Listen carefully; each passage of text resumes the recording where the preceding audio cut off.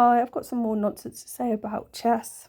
So I think we left off with bones in cages in Munster. The carved dolphin may allude to Delphinus, continuing the watery theme of the shipwreck, a physical boat, and the wrecker falling in love/desire.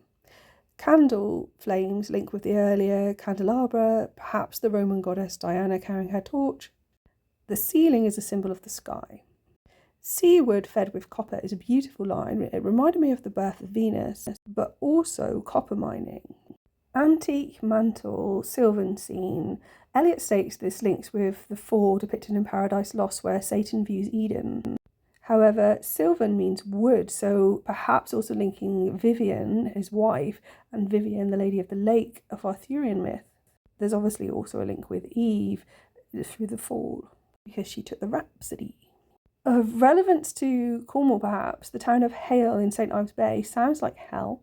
It's not, it's beautiful. And it's near Wheal Alfred, a copper and lead mine. It was known to be an important trading centre, including with ancient Phoenicia. Cobb House sits nearby, and to the north is Red River, mentioned in landscapes. So this ties with the story of Philomela, who was raped by her brother-in-law, who then cut out her tongue to prevent her from telling the story. However, she weaves a tapestry and is then turned into a nightingale and freed, and she can sing again. Is the reference to this story a hint to the location of the river Tamar, because the biblical Tamar was raped by her half-brother Amnon? Perhaps relevant, but maybe not.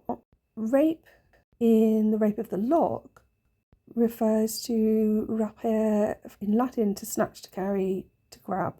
But there's perhaps a hint here to the Ode of a Nightingale from Keats.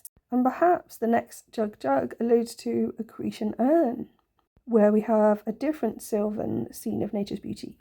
Thou still unravished bride of quietness, thou foster child of silence and slow time, sylvan historian who canst thus express a flowery tale more sweetly than our rhyme. And later in the poem we have all breathing human passion far above, that leaves a heart sorrowful and cloyed, a burning forehead and a parching tongue.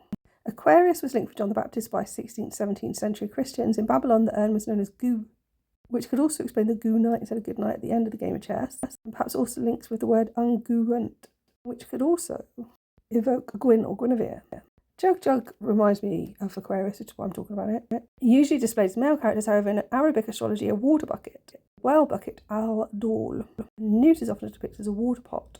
Eliot calls this the withered stump of time, with the water pot linking to the measurement of time in ancient Egypt, and reiterates this later with hurry up, please, it's time, as in it is actually time, like the water pot is a clock, likely also an allusion to Saturn. This family crest was in the St Germanus Church. Mors Januar Vitae, the door to life. Thanks for listening.